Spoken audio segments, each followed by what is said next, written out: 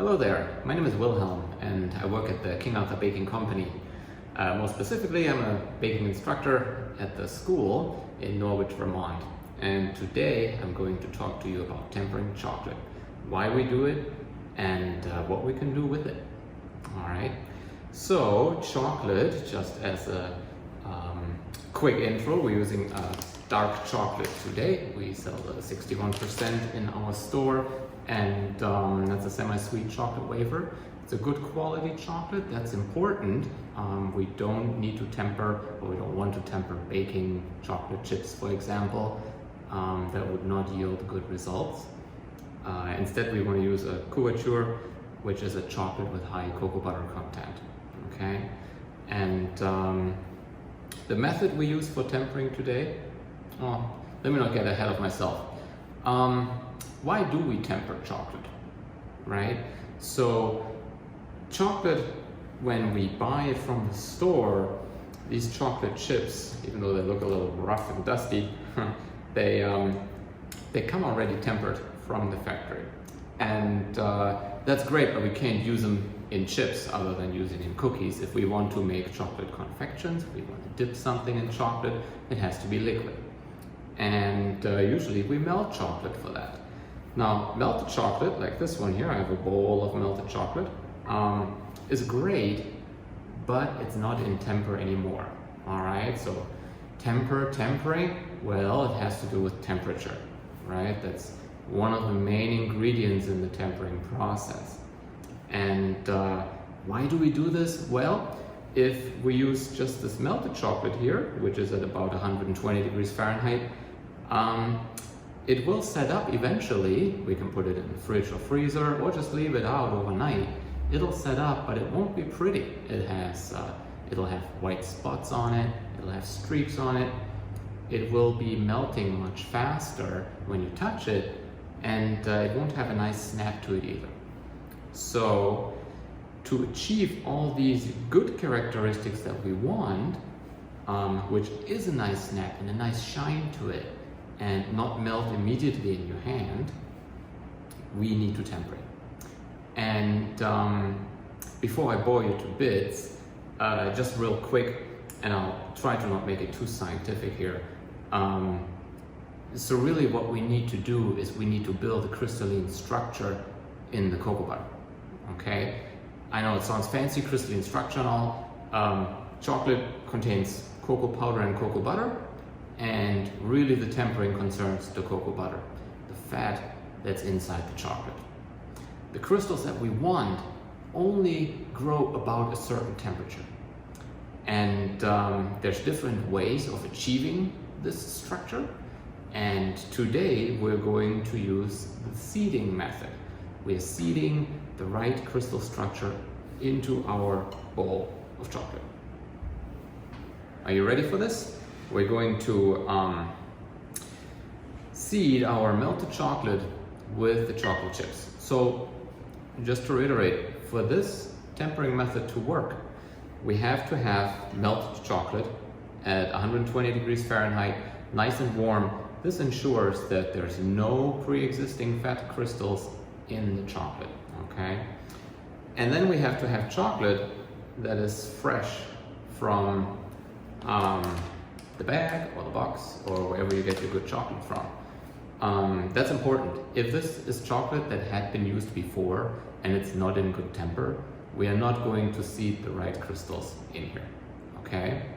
I can talk a little bit more about other ways of tempering later, but for this time around, we'll just focus on this. So the ratio is about 1:2. So we have 2 parts of melted chocolate here, and we have 1 part of chocolate chips. Now you can measure this by weight or by volume, or you can be like me and not measure it at all and take just a good look at the chocolate while you do this and go on from there. So let's add some chocolate chips. And I won't add all at once. And so I see you shaking your head already because I said I don't measure it at all. So the reason why I don't is because I'm just taking a good look here at my chocolate chips. And you may have realized I don't have a thermometer here either. I do have one on the table, I'm just not using it. You can certainly if you want to, but I'm trying to, in the classes that I teach, get you more comfortable with the product that you work with and just with your eyes and all these sensory things that we come equipped with, right? I can feel the glass bowl here, I can feel, oh, this is quite warm still, and I can see how the chocolate chips are doing. So let's talk about what's happening real quick. I had warm chocolate, cool chocolate chips, I added the chocolate chips, and what's happening now is that the temperature in this bowl drops. It was at 120 degrees Fahrenheit, but I'm adding chocolate chips, and so the temperature is going to drop. And that's a good thing. Our final destination here when it comes to temperature is about 88 to 90 degrees Fahrenheit for this type of chocolate, semi-sweet dark chocolate. And at that temperature, we can use it for however we want to use the chocolate. And as I'm stirring the chocolate, I'm watching the chocolate chips melt. And as the temperature drops inside the bowl, this melting of the chocolate chips is going to happen slower.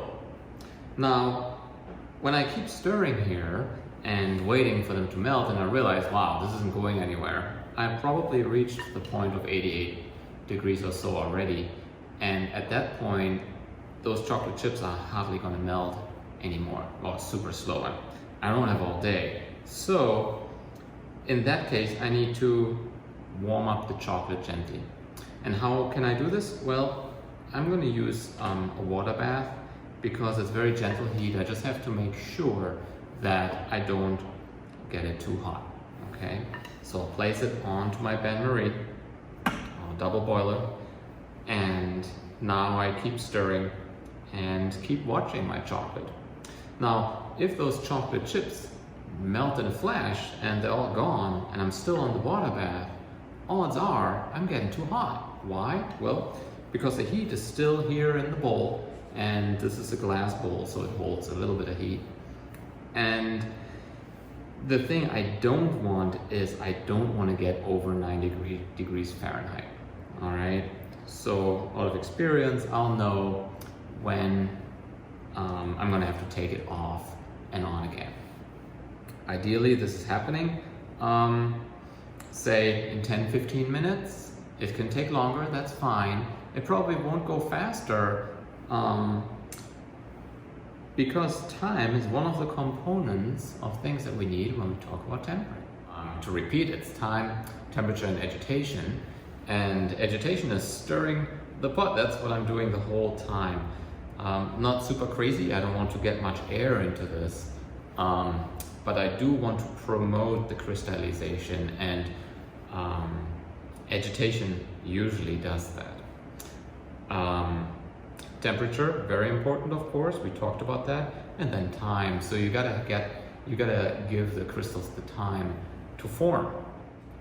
Another reason why I want you to know when the chocolate is ready and not to focus only on temperature through a thermometer is because as I'm standing here in our studio, first time that I'm here, I realized that the air conditioning is on and it blows the cold air right onto this bench, which is great, I don't mind it, but it's good to know. So it's just one element that can change in your kitchen at home.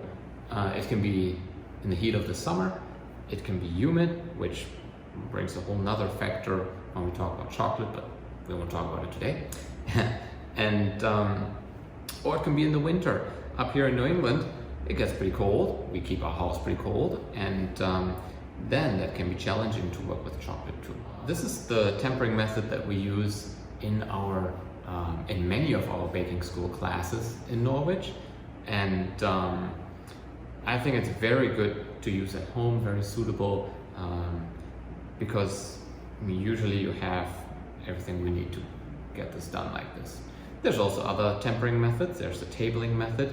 We have a nice countertop here, and if you've seen pastry chefs pour chocolate on the marble slab and moving it around. That's called the tabling method. You can also temper chocolate in the microwave, and many experienced chefs do that in the kitchen these days because it's super fast and quick, but you have to have a keen eye, and it goes quick, but it can also go wrong real quick.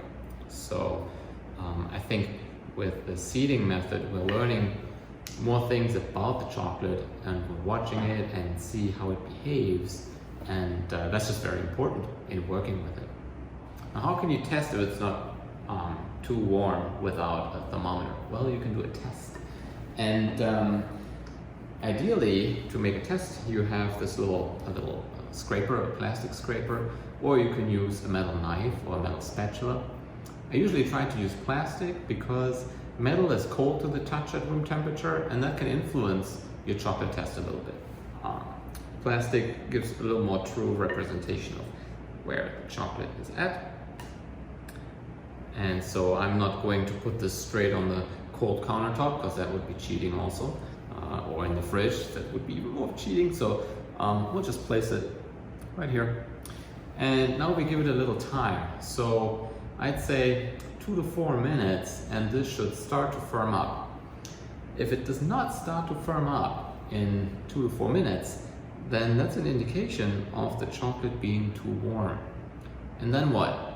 Now we have a whole bunch of chocolate that's too warm. Well, we can add a few more chocolate chips, not many, but a few, to bring down the temperature, okay, and salvage our chocolate that way. And oh, by the way, I do realize that this is a huge amount of chocolate, and you probably won't need that much unless you know you're making chocolate confections for the whole neighborhood. Your neighbors would be happy. But this works also with smaller amounts, right? You can do half the size or a quarter the size. Just be aware that temperature changes more quickly than 2. I had a little bit of leeway because just of the mass of chocolate that I had in front of me. So what we're going to do is we're going to make some mondials, and those are chocolate confections, basically just drops of chocolate that we top with an assortment of dried fruit, nuts, caramelized nuts, or just roasted nuts. And that's it. We let it firm up at room temperature, and then we can gather them, put them in the bowl, and have them out for snack in front of the TV or at a party, or put them in little cellophane bags with a bow on it and give them to those beloved neighbors of ours. All right, and so I made myself a little cornet. Fill this with chocolate, and I'll try not to get this chocolate all over myself because I'm in front of the camera. Not always easy.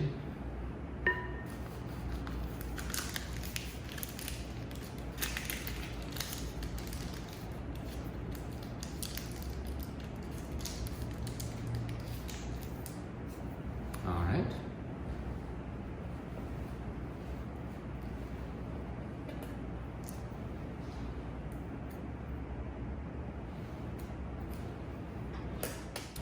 Alright, so we are going to place chocolate drops about the size of a quarter onto our parchment. And this can also be a silicone sheet, or parchment is probably very good because it just makes the chocolate release really easily. And so I'm going to make 2 rows. I'm not going to use up the whole sheet here because the chocolate is going to firm up. Let's cross our fingers anyway. And I want to have time to put these nuts and things on here.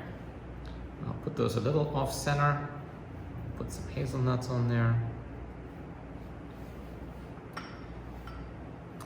and some raisins.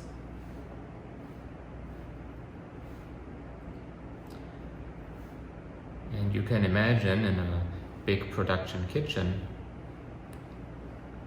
and this happens with 2 people. 1 person is doing the chocolate drops, and then another 1 or 2 people are going to add all the nuts and coconut flakes and what have you.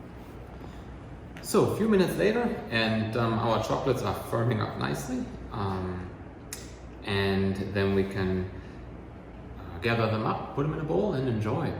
Now, what do we do with all of our chocolate that's left that we didn't use? Well, it's still in good temper, and if we just keep it in the bowl, it's going to firm up. However, it's not going to be in temper next time you're using it. And why, you ask? Well, I'm glad you asked. So what happens when chocolate firms up is it exerts energy. It heats itself up. It's an exothermal process. So as the bowl of chocolate cools down, on the inside the chocolate actually heats up. And then, say the next day or in a week, you come back to it, you bang it out of the bowl and maybe chop it up, you'll see that on the inside the chocolate is all out of temper, and you will not be able to use it to seed temper. So that's not a good thing.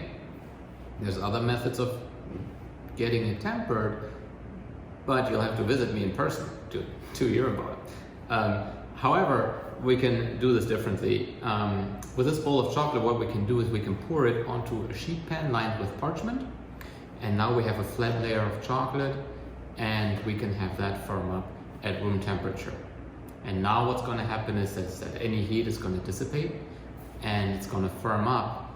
It's going to be nice and shiny, and next time you can use it just like we did now. You can melt 2/3 of it and then chop up the other third and seed your liquid chocolate with that chopped up third that's still in temper. All right. Also, one note of working with chocolate in general: your chocolate can be tempered and great to use, but if I, for example, didn't have an air conditioning blowing on here, let's pretend it's 95 degrees in the summer, my kitchen's super warm, I tempered chocolate, and it is in good temper, it has the right temperature, and I'm making these confections and I just have them hang out here. Well, it's too warm for the chocolate to firm up, okay? It'll need a little help. In the case of our 95-degree kitchen, we would want to put them in the refrigerator only for a few minutes, maybe 5-10 minutes, to help the chocolate firm up, and then you can take it out again. I'm not a big fan of forcing chocolate to firm up in the fridge. What happens is that these crystals, they take their merry little time to get settled in the right structure, and the fridge can force that a little bit. It'll still work, but it's not going to be as good of a structure as it were otherwise. Depending on the application, it may or may not matter, okay? So, if you have any more questions, well, give us a holler. King Arthur Baking Company has a great hotline, lots of experts like me, knowing what they talk about, and you can always give us a call about chocolate, baking, anything really baking related, all right? And yeah, I hope you enjoyed this little course, and good luck.